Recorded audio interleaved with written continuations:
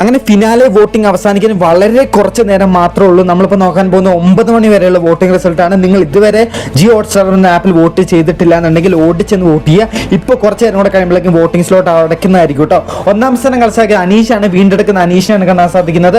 അനീഷിന് കിട്ടിയുള്ള വോട്ടെന്ന് പറയുന്നത് 7,80,123 വോട്ടുകൾ അനീഷ് ഇതുവരെ സ്വന്തമാക്കിയിട്ടുണ്ട് കേട്ടോ. തൊട്ടുപിറകിൽ നിൽക്കുന്നത് അനുമോളാണ്.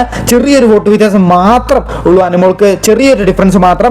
7,76,245 വോട്ടുകൾ അനുമോൾ ഇതുവരെ സ്വന്തമാക്കിയിട്ടുണ്ട്. തൊട്ടുപിറകിൽ നിൽക്കുന്ന ഷാനവാസ് ആണ്. ഈ ഒരു വോട്ട് ഷാനവാസിന് ജയിക്കാൻ സാധിച്ചില്ലെങ്കിലും ഷാനവാസ് മൂന്നാം പൊസിഷൻ ടോപ്പ് 3 ഷാനവാസ് ഉണ്ട് കേട്ടോ.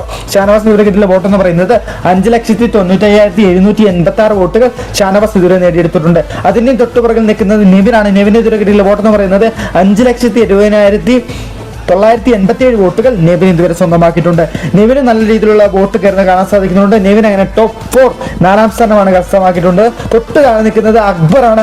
അക്ബർ ഇതുവരെ കിട്ടിയുള്ള വോട്ട് എന്ന് പറയുന്നത് 5,63,341 വോട്ടുകൾ അക്ബർ ഇതുവരെ സ്വന്തമാക്കിയിട്ടുണ്ട്. സത്യം പറയുകയാണെങ്കിൽ ഈ ഒരു വോട്ടിംഗ് വളരെ ടൈറ്റ് കോമ്പറ്റീഷനുമായിട്ടുള്ള ഒരു വോട്ടിംഗ് ആണ്. നമ്മൾ ആരും പ്രതീക്ഷിക്കാത്ത രീതിയിലുള്ള ട്വിസ്റ്റ് സംഭവിക്കുന്നുണ്ട്.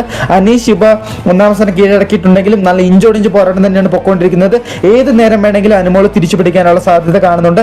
ഇപ്പോഴും നൂറയുടെ ഫോട്ടോ അല്ലെങ്കിൽ നൂറയുടെ വോട്ടിംഗ് സ്ലോട്ട് ഓപ്പൺ ആണ്. അതോർത്ത് നിങ്ങൾ എല്ലാവരും ചെന്ന് നൂറയ്ക്ക് വോട്ട് ചെയ്ത് വോട്ട് കളയരുത്.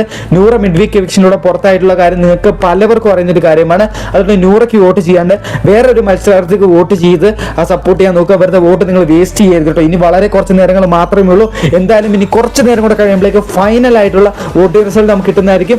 സത്യം പറഞ്ഞാൽ ഇത്രയും ദിവസം ബിഗ് ബോസ് 100 ദിവസം ബിഗ് ബോസ് കാണുന്നതിലല്ല, 100 ദിവസം കണ്ടിട്ട് ഒരാൾക്ക് വോട്ട് ചെയ്ത് ജയിപ്പിക്കുന്നതിലാണ് സത്യം പറഞ്ഞാൽ ഒരു വലിയ കാര്യം. അതുകൊണ്ട് തന്നെ എല്ലാവരും ജിയോ ഹോട്ട്സ്റ്റാർ എന്ന് പറയുന്ന ആപ്പിൽ വോട്ട് ചെയ്യുക. ഡിസേർവിംഗ് എന്ന് തോന്നുന്ന ഒരു മത്സരത്തിന് വോട്ട് ചെയ്യുക. അപ്പോൾ അടുത്ത വോട്ടിംഗ് റിസൾട്ടായിട്ട് വീണ്ടും കാണാം.